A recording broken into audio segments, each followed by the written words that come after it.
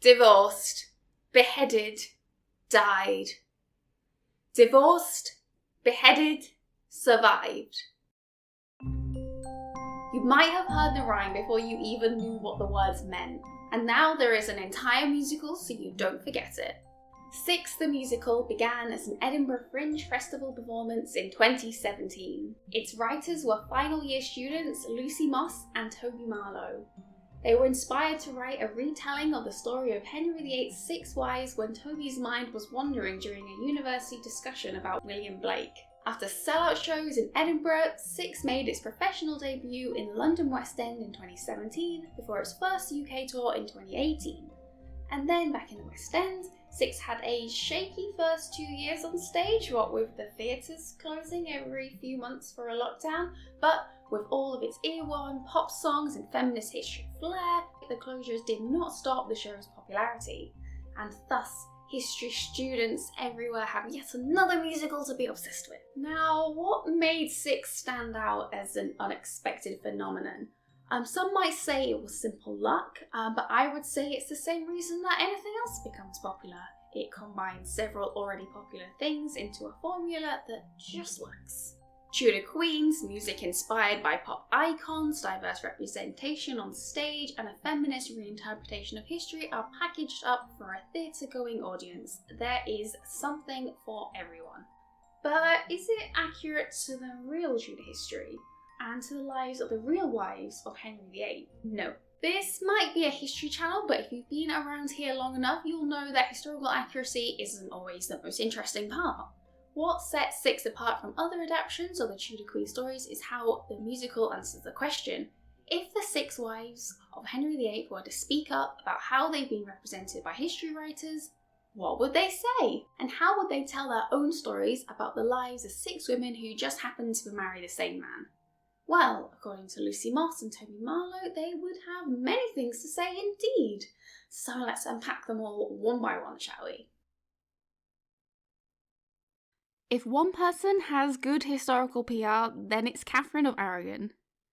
Katherine's story generally goes that she moved to England to marry Prince Arthur as a teenager.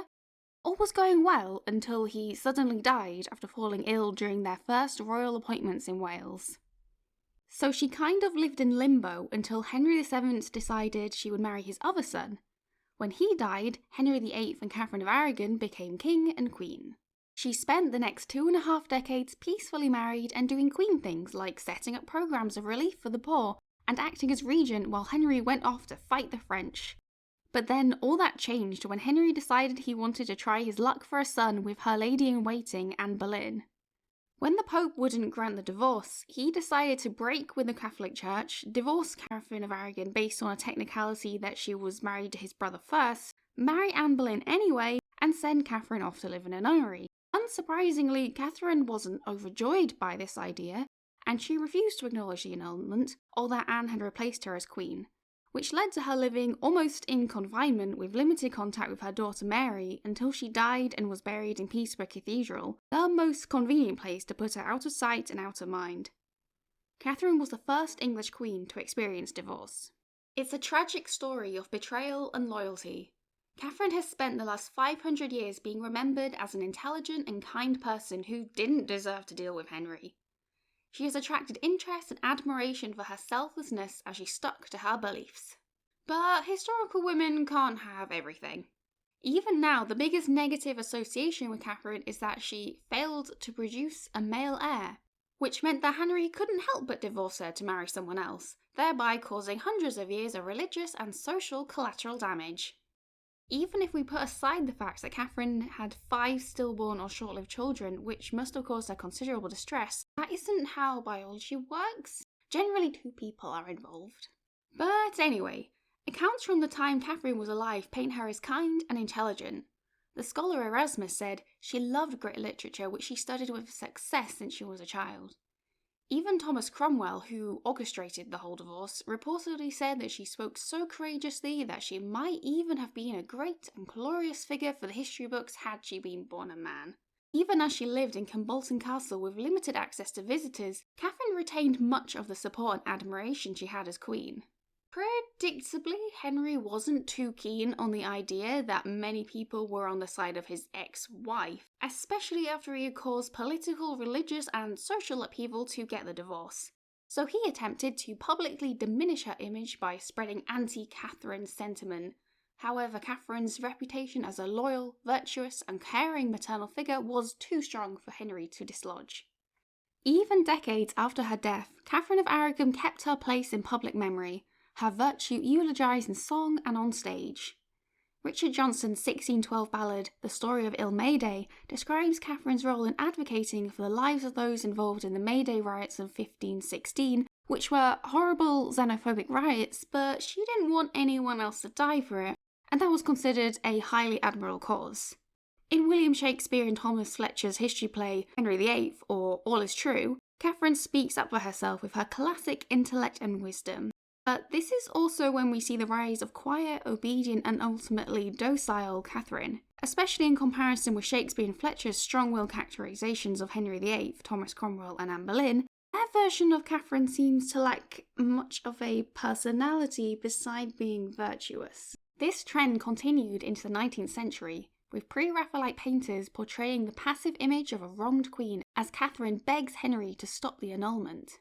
Agnes Strickland, one of Katherine's 19th century biographers, describes her virtue, benevolence, well-spoken nature, and sweetness, in a way that is almost identical to the descriptions from her 16th century contemporaries. More recent representations of Katherine on TV and film, like the Tudor series, still show that same image of Katherine pleading to Henry on her knees and not getting very far with it, just like the pre-Ref paintings and Shakespeare's Katherine. What does this mean for how we remember Katherine of Aragon today? Well, it means that most of the focus is on the annulment rather than the many years she was Queen of England. More years, actually, than the other wives put together. Historian Maria Prendergast observes that Katherine's consistent good reputation is both a blessing and a curse for her memory. Her posthumous reputation turns on the positive stereotype of the benevolent queen consort, a reputation that strips historical Katherine of most of her voice and agency. So many representations of her have a running theme. Katherine was virtuous, then she was wronged, and then she spent the rest of her days being tragically virtuous. The thing is, though, that Katherine of Aragon from the historical record actually had a very real level of agency over her own life. She was an advocate for wide access to education, commissioning the book The Education of Christian Women for her daughter Mary. She was an intellectual involved in the Renaissance humanist movement and had connections with the scholars Erasmus and Thomas More. As Queen Regent, while Henry was off fighting the French, Katherine ordered the raising of an army against Scottish invaders. She gave a speech for the troops before the Battle of Flodden Fields that resulted in the death of King James IV of Scotland. Plus, in the years between her marriages to the Tudor boys, she was the Spanish ambassador for England, making her the first known female ambassador in England. And yet the dominant impression of Katherine of Aragon seems to be that the main event of her life was her divorce with Henry VIII, and also that it was somehow her fault for failing to produce a male heir. I guess it's no wonder that she's saying, no way. 500 years later, Six the Musical tells us the same story of Katherine Aragon down on her knees pleading to Henry, just like we've seen so many times before. Except this version flips the responsibility of evidence from Katherine to Henry. Instead of her having to explain why the annulment shouldn't go ahead, he has to explain why he isn't making an unreasonable decision. All the things Six's Katherine says no way to are also the things that the historic Katherine refused to concede. Henry offered Katherine the option for an easy post-divorce life, better living arrangements, and more contact with her daughter Mary, as long as they both accepted the new Queen Anne Boleyn. But they wouldn't do it. In the dialogue before the music, Katherine explains all the things she has turned a blind eye to and has accepted from Henry, until it's one too many and she's done with it, shifting the conventional image of a passive wronged woman into a Beyoncé-inspired revenge ballad. Six gives the space for fictional Katherine to voice her angry and hurt feelings that her reputation for virtue and kindness won't allow. It transforms from a story of a historical wronged woman into a modern, messy breakup that's easy to relate to. At the beginning of the music, the Six Queens say that they're taking back the microphone and that they're telling the stories of their own lives, without Henry. So that must figure that in no way Katherine of Aragon mentions a few of the cool things she did as queen, or her interest in reading, her actions to increase access to education? Or not? Yeah, like always, the only interesting part of Catherine's life seems to be her divorce and not the 26 years as queen.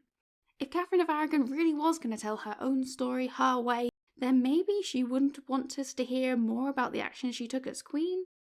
And also, even though Katherine keeps saying no way, clearly there was a way since Henry created a new religious branch to get the annulment. There is only so much that can be done to reassert her legacy when the reality was that nothing she could have said would have changed the chain of events or the difficult time she had after. Don't get me wrong, it's an amazing song, but how much does it really change the standard interpretations of Katherine of Aragon besides updating it into a revenge ballad for a disastrous ending to a long-term relationship?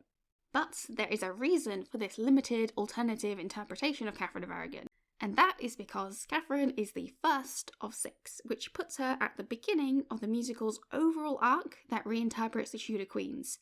Her song, No Way, establishes a base for what we know about Henry VIII and his 6 wives. That, most famously, he divorced Katherine of Aragon to get with Anne Boleyn as he sought a son, and that poor Katherine had a really hard time because of it, just like the other queens and their marriages to Henry. Seems sad to me that her placement in the narrative means that we don't get to hear as much about her active role she took as queen, but still, it means if we want to understand the way 6 interprets the Tudor history, we're going to have to take a look at our next queen. If Katherine of Aragon's PR team need a raise, then Anne Boleyn's PR guys need to be fired and never thought about again. Opinions about her range from concubine to martyr to spirited to vain to a role model to a witch. Maybe she retains this huge attention because there is so much we still don't know about her story. Was she innocent or wrongfully executed, or did she really carry out the adultery she was accused of? Was she really a witch with 6 fingers? We will never have the answers, except that she almost certainly wasn't a witch. Anne Boleyn's story is so famous that it hardly seems worth explaining, but just in case. Anne Boleyn grew up in France as a ward of Margaret of Austria, and later became a maid of honour to the Queens of France. In 1522, she was recalled back to England where a few different marriage arrangements fell through. She was a charming and impressive courtier, entering the service of Queen Katherine. By 1526, she had caught the eye of Henry VIII. Within a year, he had proposed to her. It took a bit longer to push through the annulment and marriage, but by 1533, and with a new Church of England and with a reshuffled Tudor court, Katherine was stripped of her title, and the new Queen Anne had taken her spot, barely older than Mary, her stepdaughter.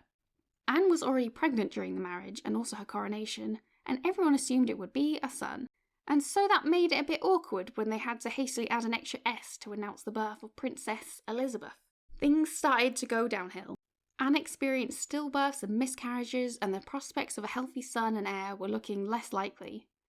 In 1536, only 3 years after the divisive marriage, Anne was accused of adultery, incest and treason, and on the 17th of May her marriage to Henry was declared null and void. Anne was executed along with her brother George Boleyn and 4 other accused men. Anne was the first English queen to be executed for treason. The ambassador for the Holy Roman Empire considered her to be a concubine, and he only referred to her as the lady, never as the queen. Meanwhile, a religious writer, John Fox, considered Anne to be a martyr of the Reformation of the Church. Even during her trial, she received positive comments about her wise words and how well she carried herself. Not everyone automatically thought she was guilty, and the cleric George Constantine said in 1539 that few men would believe that she was so abominable. And at the same time, she was in no way an uncontroversial figure. As queen, she had struggled with gaining public support. This dichotomous view of Anne Boleyn continues into the 19th century. She was either a lady of distinguished breeding, beauty and modesty, or incredibly vain, ambitious, unscrupulous, coarse, fierce and relentless. Selina Banbury, a historical writer for children, considered Anne's story to be a cautionary tale for young girls, warning readers not to let hope and happiness turn into disaster. 19th century art mixed in more romantic and tragic interpretations of Anne. Artists depicted dramatic moments in her courtship with the king and during her fall from power, emphasising her anguish or suggesting her innocence by showing her dressed in white. More recently, historians have written about Anne in a less bluntly moralistic way, instead holding a regard for the high impact she had on the Tudor court, while also with a bit of revelry in the whole drama of the story. Eric Ives claims she was the most influential queen consort, while David Starkey promotes her like her daughter Elizabeth, an honorary man. In historical film and TV, Anne Boleyn is a foil to Katherine of Aragon. She is confident and empowered, but the reasons for her rise are also the reasons for her downfall. Often she is performed as devious and like she's enjoying her rise to power, but that might just be to make her eventual death more emotionally impactful. Most of the interest around Anne Boleyn has and does revolve around theories of her innocence or guilt. And as we'll never know, the theories keep circulating and they seem to always be getting wilder. Many historical fiction writers lean over into the more, dramatic claims about Anne Boleyn. Henry and his 6 wives gives Anne a misshapen finger and a mole that is the devil's mark. Philippa Gregory's The Other Boleyn Girl suggests she is a witch with mystical powers of seduction. Apparently, Anne's story needs even more drama, so they throw in speculations of witchcraft to spice it up. When discussing Anne, there is an inevitable bodiliness to it. It must come from the nature of her accusations, which throw suspicion and interest over her most private moments. Of course, there is a gender nature to it as well. Are we investigating Henry VIII's affairs and illegitimate children with the same detail? No. This also leads into the highly detailed anatomical discussions and general fixation on Anne's death. Historian Alison Ware includes a whole section in her book The Lady in the Tower, which covers in great depth the exact intricacies of being beheaded and speculates on the minute details of Anne's experience of her final moments, which seems slightly unnecessary. Anne Boleyn's death is part of her interpretation in 6. She wears a black choker like Katherine Harrod, the other beheaded wife, and her song is cheekily called Lose Your Head. But it's not a huge fixation. 6 doesn't even much address the question of whether Anne was guilty or innocent. Instead, 6 draws on another version of Anne, one that has been developing more quietly on the internet. The song turns the centuries-long debate over Anne's innocence or guilt into the character of a 21st century girl who just wants to have some fun. It seems like there could be a girl like her in every Year 10 classroom, which makes sense because that girl could also be one of the many young people who are part of the online fandom of sorts around Anne Boleyn. Anne Boleyn has attracted quite an online interest and social media fandom considering she has been dead for 500 years. Inspired by media representations, biographies, and original sources, the social media version of Anne stitches together all the aspects that are considered the most interesting to create an original version of Anne that is separate from the established view. This version of Anne is messy and relatable, making mistakes but also being mistreated by those in power around her. Politics aren't her thing, which isn't completely true. You can argue that Anne Boleyn was sharp and politically minded. Only a few months before her death, she was part of the development of the radical policy known as the Poor Law, legislation that made local officials responsible for finding work for the unemployed. But here the idea of Anne as a working member of the Tudor court is brushed aside to bring us a relatable character who bridges the gap between past and present. The overall idea is that she was acting reasonably in an unreasonable world, and she paid the price for it. Anne's is a story that seems strangely familiar. As Stephanie Russo says, for young women living in a world that tells them they must look and act a certain way and punishes them for any deviations from this path, while simultaneously insisting they are free and equal, the discourse of post-feminism, Boleyn's plight seems strangely familiar. The centuries of debate around Anne Boleyn? That's just an extreme example of being a young woman throughout history. Confidence and empowerment makes a woman historically interesting. It also increases her chances of early death quite drastically. So in 6, we see a modern version of Anne from her online fandom of history nerds who ask, what was I meant to do? And to that, there is no good answer. Anne Boleyn brought us a step further towards reimagining the Tudor Queens' lives as not too similar to the experiences of women today, but to what end? And what happens when there isn't too much historical information to relate a queen to the modern day?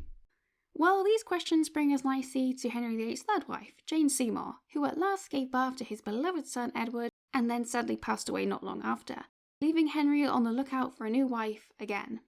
Ecclesiastic historian Roland H. Bainton wrote in 1973 that Jane Seymour was one of the negligible wives of Henry VIII, which is just kind of rude really.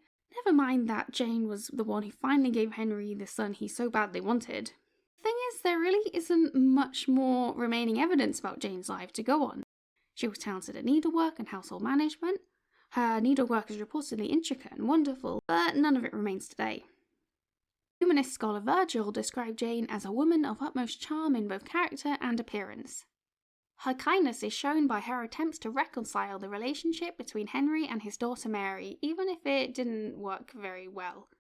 As a courtier, she might have been involved in advocating for the lives of those involved in the Pilgrimage of Grace, which was a peaceful protest against the break with the Catholic Church and other social and economic policies. But we don't really know for sure how much of a role she played in it, if any. And this lack of information makes it difficult to figure out how to remember Jane Seymour in song. The way 16th and 17th century writers did this was to eulogise her in tragic ballads. The woeful death of Queen Jane and later the death of Queen Jane are ballads performed over a century or so after her death. As the titles suggest, they recount Jane's tragic death after the birth of the future King Edward VI.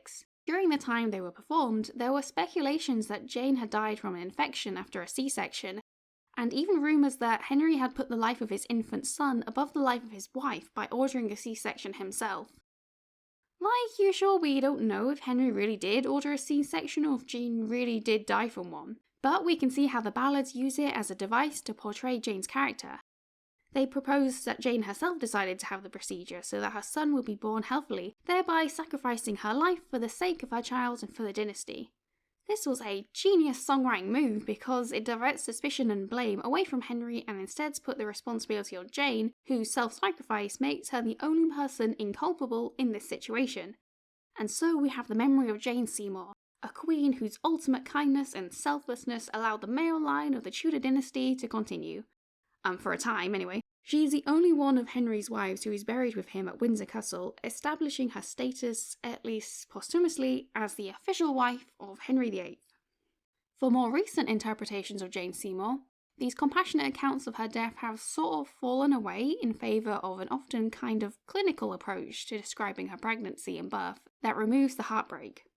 There's an assumption that Jane succeeded by having a boy, but there's not much more to it than that. It's like Jane married Henry, gave birth to Edward, and then shortly died. Moving on to the next wife. Who's next? Another Anne, I think. No, there is a more human story inside of this, and it's one that Six wants to remind us of. Heart of Stone is an Adele-style love ballad with a slow pace to shake up the musical's tone, as it leans into the popular idea that Jane Seymour is the only one Henry ever loved. It celebrates a different kind of womanhood, the supportive and caring role. It's another tragic ballad, but instead of focusing on the traumatic birth, it emphasises the emotional loss of a happy family that never was. With the lack of historical record, Jane causes problems for reinterpreting her story in an empowering light. There is a sense that Six doesn't really know what to do with her, since there is little evidence to go on except her pregnancy. Heart of Stone opts to present a positive love relationship and a happy family dynamic that seems slightly at odds with the other representations of marriage, with Henry as being turbulent in nature. We don't know the details of her marriage or if she really was apprehensive around Henry given the way his past two marriages had ended. The problem with humans is that it's usually only the juicy details of all the drama that makes it into the historical record. Although there might be limited scope to reinterpret Jane Seymour, Six still does something impactful with her story, which is to take the opportunity to shine light on the experience of family loss, which was all too common in the 16th century and which continues to affect many people today. Well, that was getting a bit serious, wasn't it? I thought this was a silly musical about some dancing queens. Not to worry, the next song returns to the regularly scheduled upbeat Tudor pop with the Haus of Holbein. Hans Holbein the Younger was a 16th century portrait painter who spent some time working in Henry VIII's court as the official court portrait artist. He painted all the top dogs of the Tudor court like Thomas Cromwell, Thomas More, Jane Seymour and Henry VIII. He was a highly esteemed painter with a reputation for painting with extreme precision and realism. At the time, there was an idea that this style of highly detailed and hyper-realistic art had the ability to capture the sitter's inner attitude as well as their physical appearance. And so that goes some way to explain why Henry sent Hans away to paint portraits of eligible candidates for the new vacancy of Queen Consort. The song Haus of Holbein is the only one that takes a detour from the queens in character telling their stories. Instead, we have an EDM track that compares portraiture history with the experience of modern dating apps, because why not? One of Six's writers, Lucy Moss, studied history, and she was especially interested in art history, which could explain why the show goes down this detour. The queens take off their regal personas for a minute to tell us about how Hans Holbein is going around Europe painting all of the beautiful girls. His portraits become Tinder profiles to swipe through with hashtags like No Catholics and Big Dowry. It's an opportunity to have fun with a favourite part of history. Art history can often be seen as a niche field or even an exclusive interest that not many people get to study. So it's cool to see the comparisons with modern dating culture going some way to explain why these portraits are made, what their purpose was, and how they were understood. The only problem with this song is that it projects modern beauty standards and ideas about fashion history a bit too much onto the past. As the costume history girlies here on YouTube will tell you, there were no corsets in the 16th century, stays instead, and tight lacing is a complete myth. It's such an easy trope to fall back on that I don't know how it made it into the final show, but I guess knowledge of historical undergarments is even more of a niche interest than portrait artists, and it's so catchy that I at least can forgive the inaccuracy. Now, who is the lady that Hans Holbein was painting? Well, it's only Anne of Cleves, who happens to be my favourite of the 6 wives. Her story goes that Henry was besotted by Hans Holbein's portrait of Anne of Cleves, so much so that he had to marry her straight away. However, shortly before the wedding, Henry burst in on a court party that included the newly arrived Anne of Cleves. Henry was not at all impressed by the look of his new fiancée. Meanwhile, Anne didn't even recognise Henry in disguise as a servant. It was a deeply awkward moment, and one that led to their divorce only 6 months after the wedding, and also the execution of Henry's chief minister, Thomas Cromwell, who had so successfully arranged the annulment of Katherine of Aragon's marriage, and who now faced the block for so unsuccessfully arranging the marriage to Anne of Cleves. After that, Anne of Cleves would be instead known as the king's sister. It would be a bit embarrassing to send her and her dowry back to her family, and she went on to live a quiet life. Anne is another one of Roland Bainton's negligible wives. David Loades describes her as a non-event and a diplomatic footnote, and then goes on to infantilise her like he hadn't already been rude enough. Most interest in Anne of Cleves has been on the ill-fated first meeting of Henry and Anne, their short-lived marriage, and whether she really was as unappealing as Henry thought. There are at least some contemporary accounts to corroborate Henry's conclusion. Charles de Marillac, the French ambassador, said that she was not so young as expected, not so beautiful as everyone affirmed. The turn and vivacity of wit supplies the place of beauty, which is a nice way of saying she wasn't as good looking as everyone said, but at least she was a nice person? But if Hans of Holbein was known for painting with such accuracy, then how could a situation like this unfold? Well, he was in a bit of a double-bind position. He needed to paint accurately as per Henry's instructions, but he also needed to flatter the sitter and her family. So maybe he strayed too far to one side on this occasion and upset the balance? Or maybe Henry was just overreacting. There's another thing we will never know for sure. If Anne is known for one thing today, it's for being too ugly for old Henry. There is much less attention brought to Anne's high status position that she held after the divorce, or even just the personality under her appearance, and this is exactly what 6 wants to readdress. Get Down is a song about Anne of Cleves' life after her marriage and divorce with Henry. At first, it seems like she might be about to explain how she too had been wronged by Henry, and how horrible it was to be rejected by him when he was little better himself. However, very quickly we learn not to feel so sorry for Anne. She received quite a sizable divorce settlement, Richmond Palace, Hever Castle to live in, plus lands to fund her household.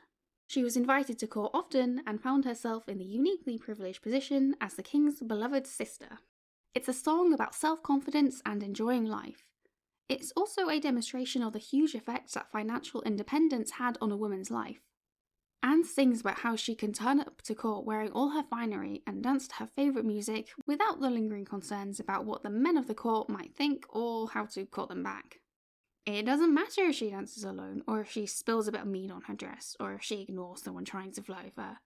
She feels no pressure to act in any way other than what makes her happy, because at the end of the day, she will still be rich and she will still be the king's sister.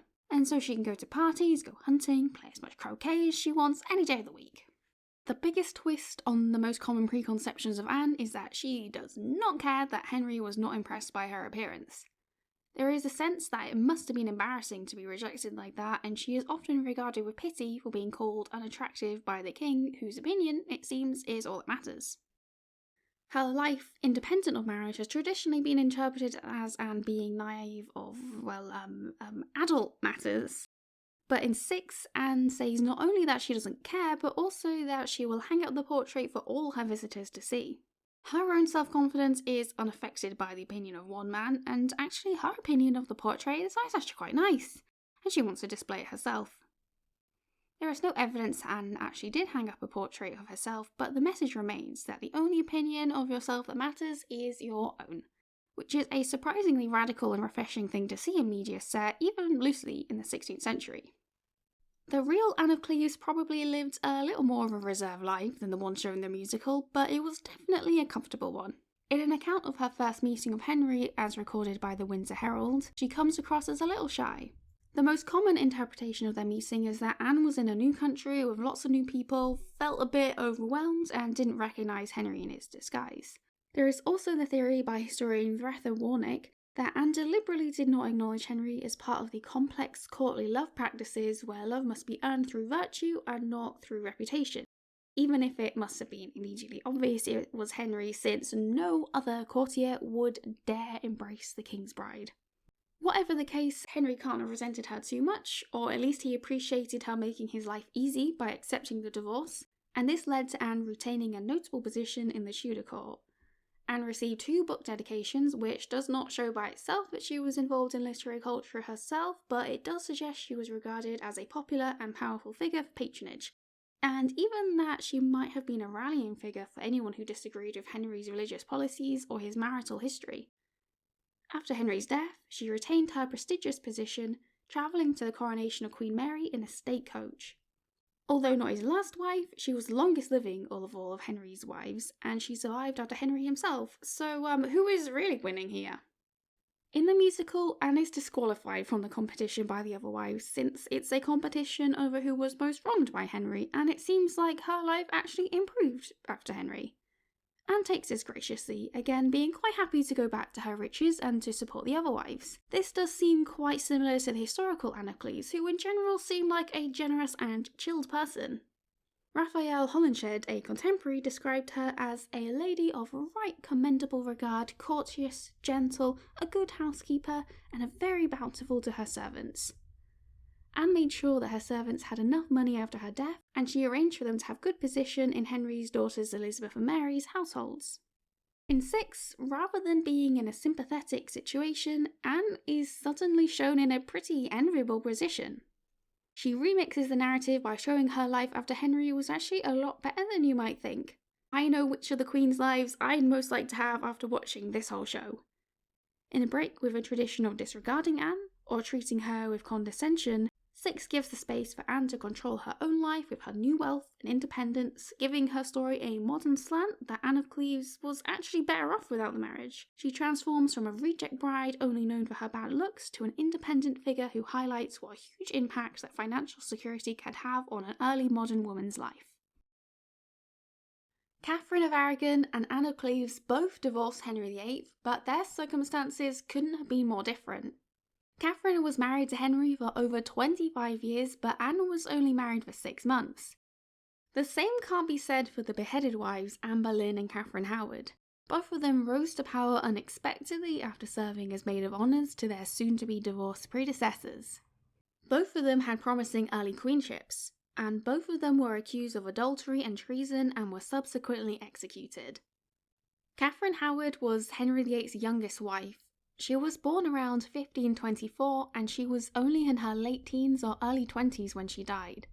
By that point, Henry meanwhile was in his late 40s and his daughter Mary was older than his new wife.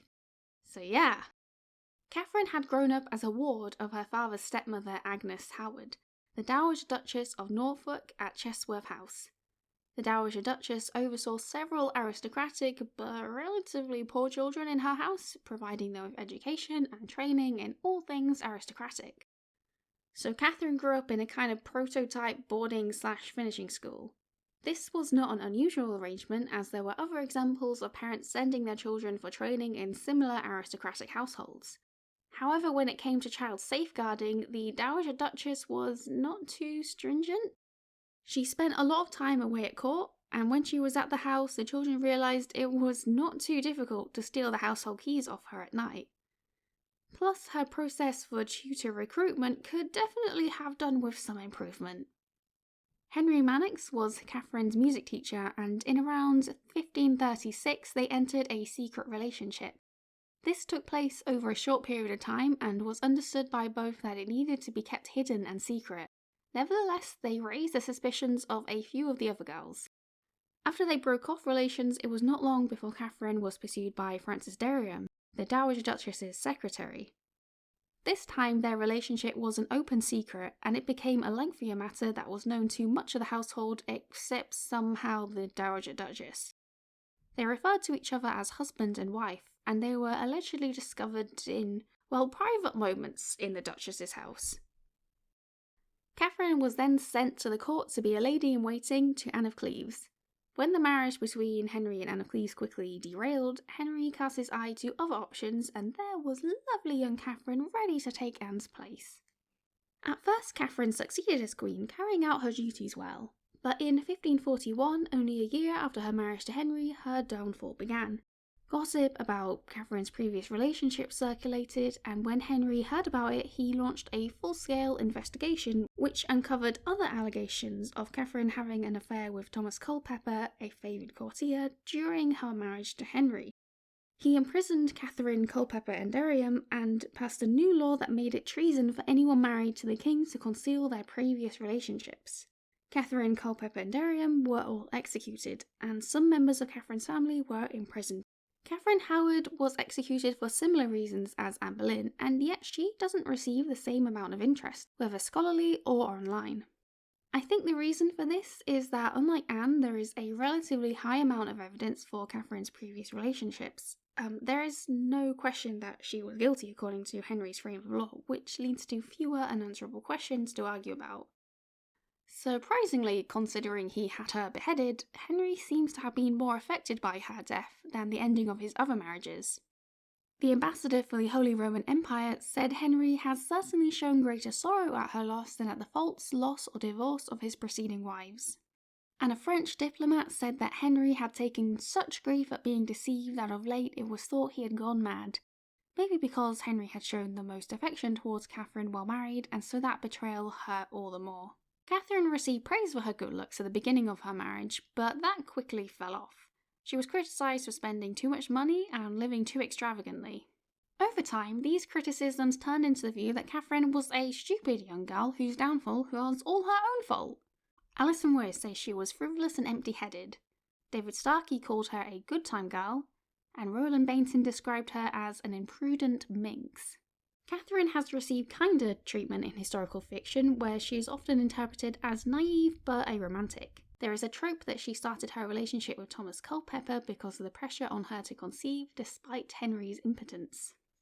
But Katherine hasn't escaped negative associations with her completely in modern media. In TV and film, she is often the most sexualized of all the Tudor queens, even though she was also the youngest of them all. In the Tudor series, she is naked on screen for the most times of all the queens and for a large proportion of her short screen time, because apparently that was the kind of girl she was. Except that she was at most around 21 when she died, and all the men she was in relationships with were around 10, 20 or 30 years older than her. 6 reminds us that this was not okay then, and it's not okay today. In the style of young child stars like Ariana Grande or Britney Spears, all you want to do reframes Katherine from a dim-witted tart into a victim of sexual abuse, potentially forcing the audience to grapple uncomfortably with their preconceptions about her story. The tension increases as the abuse becomes plainly evident, and this is one of the only times in the show where a queen sings solo, demonstrating how Katherine was alone, with no one to support her. This is one of the more historically detailed songs, mentioning names, places, and the longer story of her life, which I think makes her characterization seem fuller and more historically informed. It does age Henry Mannix as 23 when it's possible that he could have been more like 33, which would make the power dynamic even worse. 6 does present Katherine's relationship with Culpeper as platonic and more supportive during her time as queen, which interprets her execution as completely unjust, since the accusations against her were either non-consensual or untrue. But we don't really know the exact nature of her relationship with Culpeper or any of the others. All You Wanna Do tells the story of a Katherine Howard who is entirely the victim of Manox, Sterium, and King Henry. This does mean that Katherine's own role in the relationships is removed. There is evidence that she is the one who orchestrated the secret meetings under the wardship, and that she is the one who organised the stealing of the keys from Dowager Duchess so that the men could visit secretly at night. However, Six takes the stance that the age difference and caregiving responsibilities towards teenage Katherine means that there is no scenario in which Katherine is not an innocent victim of her abusers. Her song remixes the history by showing that Katherine's story is a lot worse than you might think. Katherine's own behaviour and motivations are irrelevant in the presence of men whose behaviour should never have been seen as anything except unacceptable. And it's a stance that doesn't have much of an argument against it, and honestly, it's about time that Katherine's tragic story is presented just as it was. And finally, we get to Katherine Parr, who famously survived Henry VIII, but only for 1 year. Katherine Parr is a bit of an afterthought of all the Tudor queens. After we've been through all the twists and turns of the others, she can seem a bit underwhelming, and that's what makes her so underrated. By this point, Henry was in his 50s. He was suffering from an old leg wound, and if you hadn't noticed, he was getting increasingly cantankerous. Maybe Katherine was apprehensive at the prospect of marrying Henry considering his track record, but she'd already been widowed twice, so maybe that extramarital experience helped her out. Her marriage with Henry lasted nearly 4 years, which by this point was quite an impressive length of time for him. He died in January 1547, which left Katherine free to marry Thomas Seymour, her true love. This caused some controversy among the Tudor court because she didn't leave much time for mourning before remarrying, which, after all of Henry's antics, really shows that it was one rule for him and another rule for them. This led to an awkward moment where Anne Seymour claims that she was entitled to the jewels belonging to the current queen, as Anne was the wife of the Lord Protector for the child King Edward VI, and since Katherine was now a widow. To make matters worse, her new husband became interested in the young Princess Elizabeth while she was staying with them. It's reported that Thomas Seymour was found in an embrace with Elizabeth, and even some accounts that Katherine assisted. Whatever it was, something inappropriate was happening, and luckily Elizabeth was sent away to live somewhere else. Katherine gave birth to her daughter Mary in 1548. Very sadly, she passed away shortly after from childbed fever, likely an infection. Thomas Seymour was executed shortly after for treason against the new King Edward, and their daughter Mary disappears from records in 1550, which suggests she sadly died young. So yeah, Katherine Parr is often considered the lucky one for surviving Henry VIII, but her story doesn't seem so lucky to me. There is a common preconception that Katherine Parr was essentially Henry's nursemaid in his later years of ill health. This idea originated in the 19th century with the historian Agnes Strickland. However, this can't have been true because Queen Consort was too much of a prestigious position for her to carry out this work. There were plenty of other staff who would have attended to his needs. Instead, Katherine Parr was a scholar and the first confirmed English woman writer. John Fox, a 16th century historian, gives evidence of her strong mind, saying she was endowed with the very rare gifts of nature as singular beauty, favour, and comely personage, which Henry seemed to have appreciated. According to Fox, Henry went as far to say it was a thing much to my comfort to come in my old days to be taught by my wife. This attention to Katherine Parr the scholar seems to have been forgotten in popular culture over the years. Most studies of her life focus on her biographical details like birthplace and date, but there is some academic research about her contributions as the first certain instance in England of a woman writer. She oversaw Edward and Elizabeth's humanist education, choosing their tutor herself, and acted as Elizabeth's intellectual mentor who asked Katherine to edit her own work. She translated Erasmus's works into English. She published 2 vernacular works, which were the first time a woman writer in English saw her own name published on the front page. Her works were republished throughout Mary and Elizabeth's reigns. Outside her scholarly work, she also repaired the relationship between Henry and his 2 daughters Elizabeth and Mary, which, let's be real, by this point was strained at best. Suddenly he began to refer to them as his dearest children, which probably seemed nothing short of a miracle. In 1544 she was appointed as regent while Henry went away, you guessed it, to fight the French. During her time as regent, she used her talents for translation to influence public views about how philosophies of war intersected with Henry's religious ideas. Catherine's own ideas on religion got at one point a little too spicy when she and her household took on too much of a role in religious affairs. She was almost arrested for spreading treasonous thought, and there was gossip of the Duchess of Suffolk replacing her. After all that had happened, this was not an unfounded threat, but Katherine managed to navigate the situation smoothly, using her keen political and philosophical views to demonstrate she was fully committed to Henry's religious ways. In general, Katherine Parr's time as queen and her scholarly work was all pretty cool. Her more turbulent times after Henry's death, not so cool, but I guess that's outside the parameters of this analysis, so we'll stick with Katherine the scholar, which is also the stance that Six takes in its interpretation of Katherine Parr. I Don't Need Your Love is about how Katherine was forced to put her duty above her heart to marry Henry instead of her lover Thomas Seymour. It has a remorseful beginning as she writes to Thomas Seymour about Henry's marriage proposal, but this soon turns into an empowering song about her own agency and mind. It's one of the more historically detailed songs, making sure you know all about her work as a writer, and along the way it lifts up the other achievements of women at the time, like that a woman painted her picture, which isn't a confirmed fact, but it fits the themes of the song, so that's what Six says is true. I Don't Need Your Love directs us towards the show's overall theme of taking back the microphone to tell their own story, as we go from a song competition about who was the most wronged by Henry, to the Queens singing together as one girl band imagining an alternative history of what their lives could have been like without Henry at all. It is here that we finally get to the true message and theme of the show, that the Tudor Queens, and so many women from history, have been defined and understood only as relevant in connection to the men in their lives. Their stories have previously begun and ended when Henry entered and left their lives. They are fixed as one is six, but the musical argues they were so much more than that and asks why they can't tell their own story.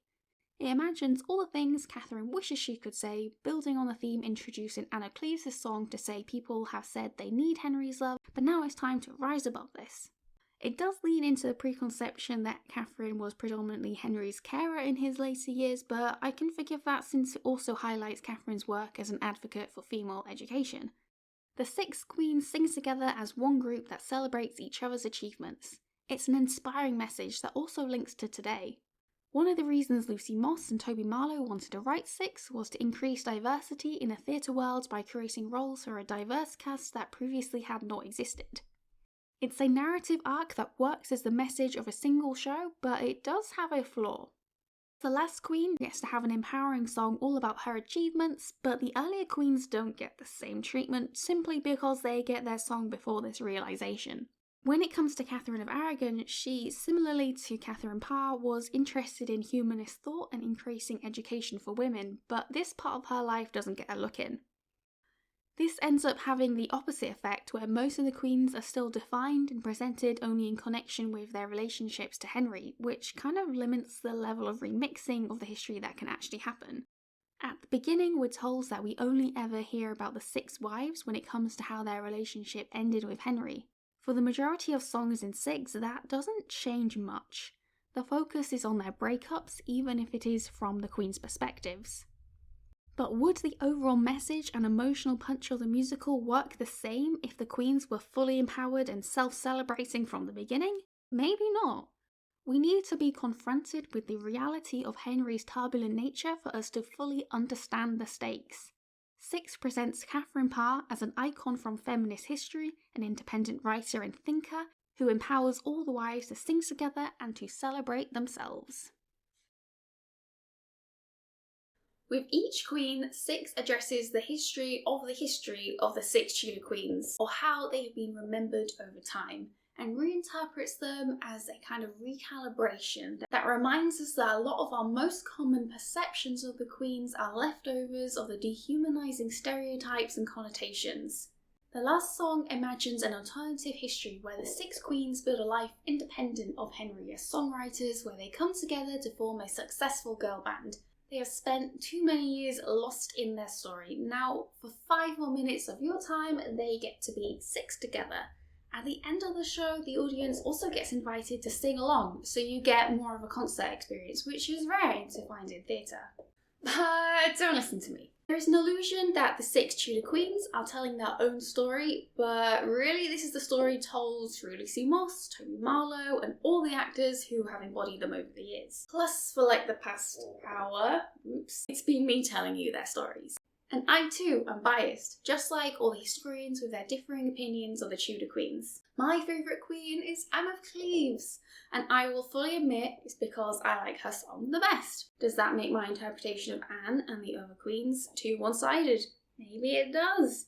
But if there is one thing that 6 tells us, it's that the 6 Tudor queens have constantly been reinterpreted and their stories are always being rewritten. We don't know the full story because all of us, living 500 years later, cannot know the full truth. And that's what makes the Tudor queens plus so many other people from history so interesting to study. We just have to remember that how we interpret history often says more about ourselves in the present than about the people from the past.